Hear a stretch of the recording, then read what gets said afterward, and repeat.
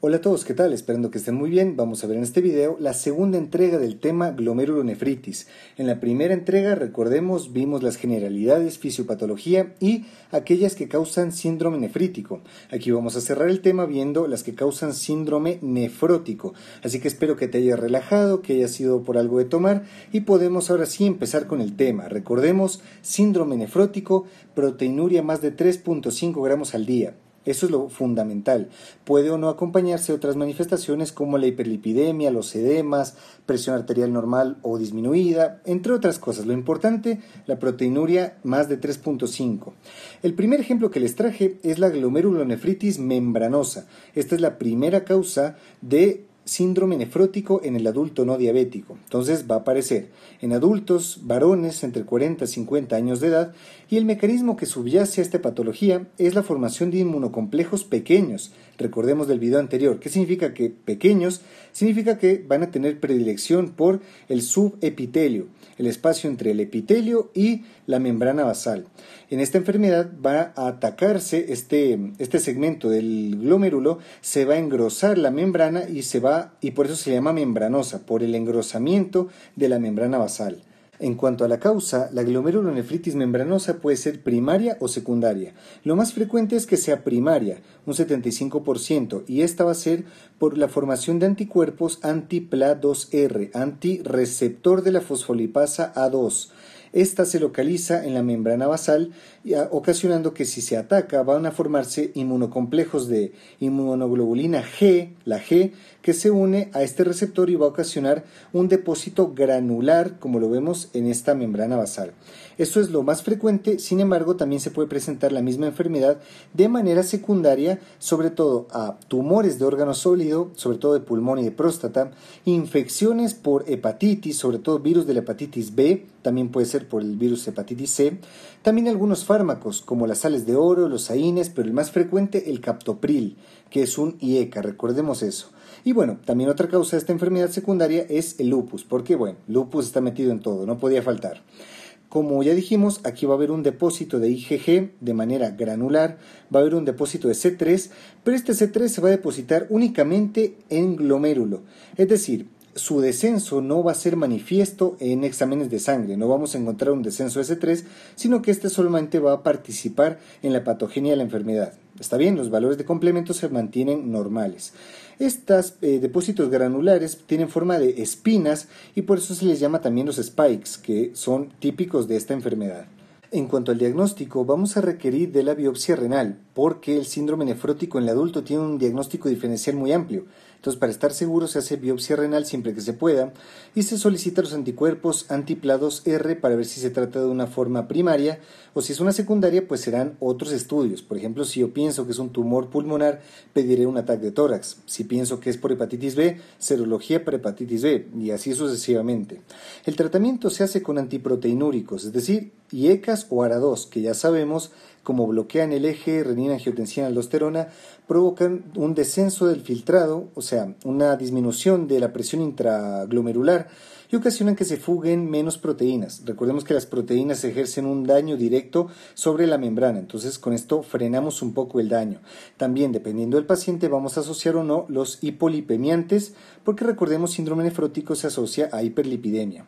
En los pacientes que persista un rango nefrótico por un periodo más de 6 meses o que estén presentando insuficiencia renal o que tengan peligro para la vida, vamos a añadir al tratamiento inmunosupresores, que siempre serán corticoides más alguna otra terapia, que puede ser ciclofosfamida, que es un inmunosupresor potente, solo se usa para etapas agudas, entonces este es el rápido, este es el que usamos en situaciones donde la vida del paciente está en peligro. Y como alternativa tenemos los inhibidores de la calcineurina como la ciclosporina o el tacrolimus, que los podemos utilizar, eso te digo, dependiendo de cada paciente.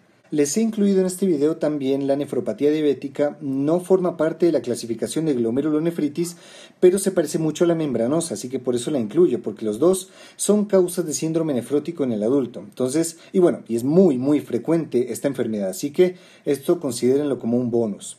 La nefropatía diabética es la causa más frecuente de nefropatía en general. También es la causa más frecuente de síndrome nefrótico. Y en esta lo que va a ocurrir es que va a haber una vasodilatación de la arteriola aferente, una vasoconstricción de la eferente, ocasionando que aumente la presión intraglomerular. Esto condicionará en etapas iniciales una hiperfiltración. Esta hiperfiltración se puede evidenciar inicialmente como un ascenso del filtrado glomerular, de la tasa de filtrado glomerular.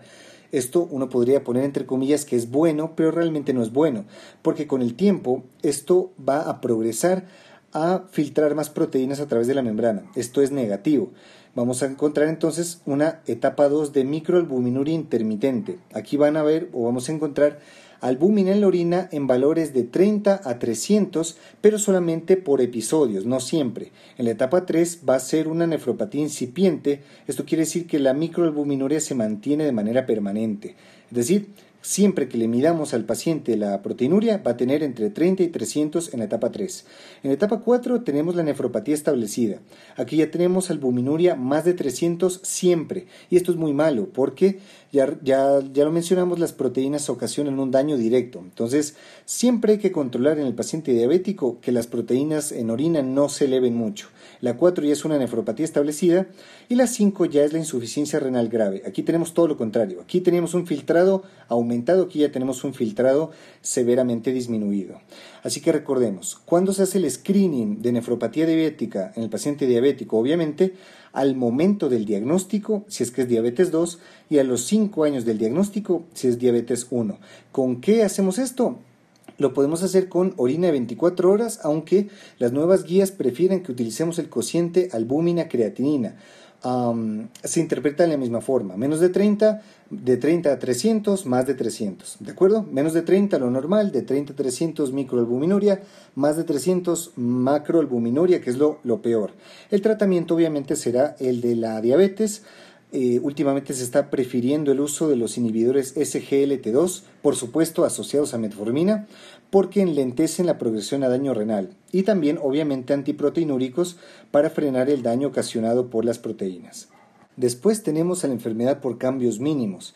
Esta es la causa más frecuente de síndrome nefrótico en el niño, principalmente niños entre 2 a 6 años de edad, por disfunción de linfocitos T. Esto no está del todo comprobado, pero es la teoría más aceptada, fundamentalmente porque se presenta más frecuente en niños atópicos.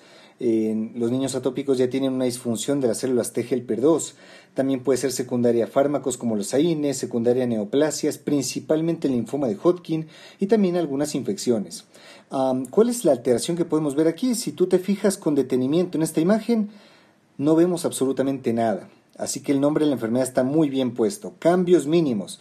O no hay cambios o estos son mínimos que no los alcanzamos a ver. No hay depósitos de nada en esta enfermedad. Hay, eso sí, una fusión pedicelar. Esta se le conoce como una podocitopatía, es una enfermedad de los podocitos, y recordemos que los podocitos tienen unas patitas que son los pedicelos. Estos se van a fusionar, pero esto no se puede ver en la microscopía normal, se tiene que evidenciar mediante microscopía electrónica. Por eso te digo, cambios tan mínimos que no se alcanzan a ver.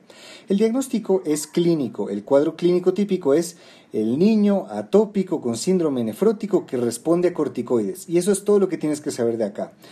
El diagnóstico entonces será clínico. Si el paciente no responde a corticoides o presenta hallazgos que se le parezcan a otra nefropatía, pues ahí tendremos que hacerle biopsia. Si es que no es así, si es que es la típica por cambios mínimos, el diagnóstico basta con que sea clínico. Y como dijimos, tratamiento a corticoides. De hecho, el hecho de que responda a corticoides refuerza también la teoría de que es por una disfunción de células T.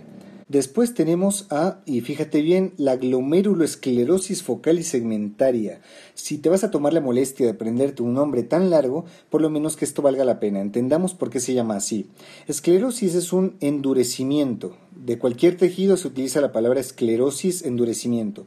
Focal significa que afecta a menos del 50% de glomérulos, y segmentaria, que afecta solamente a un segmento de el ovillo capilar, no afecta a la totalidad del glomérulo, ¿de acuerdo? En esta enfermedad vamos a tener que hay un colapso del capilar afectado, se colapsa, hay una cicatriz y va a haber una proliferación de células epiteliales. Estas proliferan tanto que llegan a ocupar hasta que llegan a la cápsula de Bowman. Es decir, aquí hay una interrupción del espacio de Bowman. Esto se conoce como una sinequia. No lo puse en la diapositiva, pero es importante conocerlo. Esta sinequia y este segmento del glomérulo va a tener una predisposición a presentar un síndrome nefrótico por el daño de la barrera. También puede haber daño mesangial y tener ciertas características de nefrítico. Como tal, es más frecuente en el varón norteamericano, sobre todo de raza afrodescendiente.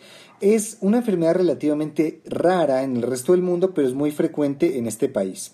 Tenemos que tiene dos variantes como tal. La HEFS tipo 1 y la HEFS tipo 2. La HEFS tipo 1 es la congénita que se debe a alteraciones del gen NEF1, que es el que codifica a la nefrina, y del NEFS2, que es el que codifica a la podosina. Estas dos son proteínas importantísimas para el desenvolvimiento normal de las células epiteliales. Si es que se alteran, pues van a comenzar a proliferar de manera anormal. De ahí la génesis de la enfermedad. Pero también, como dijimos, hay una secundaria, que es cuando no hay alteración genética, pero hay un daño de los podocitos. Es decir, esta también es una enfermedad de podocitos. Aquí tenemos dos orígenes. Primero, que hay alguna situación que haga toxicidad en el podocito. Las más frecuentes son el VIH y el consumo de heroína. Otras cosas que son tóxicas para el podocito son los bifosfonatos, los anabolizantes y también algunos parásitos como el esquistosoma o el plasmodium. Y también otro origen que puede tener es no tóxico, sería situaciones de hiperfiltración. ¿Qué situaciones hacen hiperfiltración? La obesidad, por ejemplo, y de hecho, de pronto por la obesidad es que es tan frecuente en los Estados Unidos. También disminución de la masa renal. Por ejemplo, la nefrectomía, si tú sacas un riñón y queda otro, este tiene que aumentar su filtración para compensar la función. También la enfermedad renal crónica, las pocas nefronas que sigan vivas, pues tendrán que aumentar su filtración y en sí situaciones que aumenten la filtración van a predisponer a que aparezca esta enfermedad. Como dijimos, se manifiesta como síndrome nefrótico, pero también puede haber proliferación mesangial y entonces manifestarse con algunos síntomas de nefrítico. El diagnóstico tiene que hacerse con biopsia siempre se hace biopsia y también tenemos que saber que el tratamiento va a ser muy parecido a lo que ya hemos visto. Antiproteinúricos más la causa, si es que se trata de una secundaria, en este caso tratamiento antirretroviral del VIH, dejar el consumo de heroína, bajar de peso si es que es obesidad. Y es que si se trata de la primaria, la alteración genética, esta no responde tan bien a los antiproteinúricos porque hay un daño que no se puede mejorar a nivel genético. En este caso tenemos que utilizar inmunosupresores. Y finalmente vamos a ver la glomerulonefritis mesangiocapilar. Antes se le llamaba membrano proliferativa por si es que te lo encuentras así en algún libro. Esta no es una enfermedad al igual que las extracapilares, sino es un grupo de enfermedades que comparten ciertas características histológicas. Tenemos tres tipos. La tipo 1, donde va a haber depósito mesangial, es decir, inmunocomplejos grandes, y subendotelial, inmunocomplejos medianos. Esta va a ser secundario a una infección, o mejor dicho, a alguna enfermedad que sea muy antigénica, es decir, que haga un amplio contagio de antígenos de manera crónica, cosa que se formen muchos inmunocomplejos, bastantes de manera sostenida. Las dos situaciones donde más frecuentemente se produce es en la infección por virus de la hepatitis C y en la crioglobulinemia. En estas circunstancias van a formarse los inmunocomplejos y se van a depositar en el espacio subendotelial, aumentando este grosor de la membrana de filtración y por eso se le llamaba antes membrano proliferativa, porque se pensaba que era por un engrosamiento de la membrana basal, pero realmente no, se vio que esto es por el depósito. Entonces ahora se prefiere el término mesangiocapilar porque es una afectación capilar y también hay un depósito mesangial que este depósito mesangial se va a estirar hacia adentro, se va a meter en este espacio subendotelial, ocasionando lo que se conoce como la fibra en asa de alambre, porque se engrosa esto a expensas de los dos tipos de inmunocomplejos.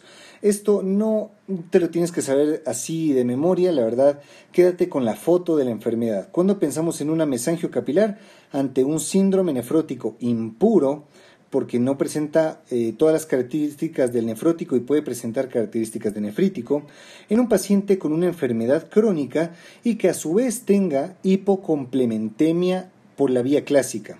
Es decir, esto no lo mencioné, pero también se activa el complemento por vía clásica. Vamos a tener entonces un paciente con el C3 disminuido, C4 también disminuido. Eso quédate, la verdad que el resto ya es muy complejo, ya es de especialista. Así que quédate con la foto. Mesangio capilar tipo 1, síndrome nefrótico en paciente enfermo con complemento disminuido. Punto, nada más. También tenemos la tipo 2, que es la llamada enfermedad por depósitos densos. Estos depósitos densos son por complemento, no tienes que saber nada más de esto. Y las tipo 3, que son depósito en todos lados, en mesagio, subendotelio y subepitelio.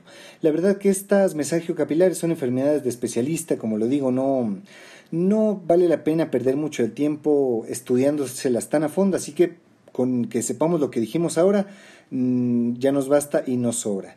Y bueno, como sé que este es un tema difícil, a mí me parece difícil, es chévere pero es difícil, les he hecho esta tabla resumen, super tabla resumen, donde la pueden tener en el celular, si quieren se la subo a Instagram, para diferenciar a las principales glomerulonefritis, no a todas. Así que haciendo un recuento rápido tenemos la nefritis IgA, recordemos la más frecuente, o mejor dicho la más prevalente, síndrome nefrítico, complemento normal, biopsia no se hace para el diagnóstico, inmunoglobulina A en mesangio es la histología y se trata los síntomas. Y entonces igual, aquí tienes un resumen del resto de glomerulonefritis, espero que te sirva a manera de repaso ya que terminamos de ver todo esto, así que sí, agradezcamos que hemos llegado al fin, la verdad que este tema les disgusta muchísimos, a mí me terminó gustando, espero que les haya sido de provecho, que les sirva para sus clases, sus estudios, yo les agradezco mucho por su atención, así que yo les pediría como agradecimiento, si es que esto les sirvió, suscríbete a mi canal, que esto me sirve muchísimo para que más gente tenga acceso a estos videos. También sígueme en Instagram, que todo el tiempo estoy subiendo preguntas. De hecho, voy a ver si subo un cuestionario junto con lo que estoy subiendo este video. Y que les vaya muy, muy bien en sus estudios.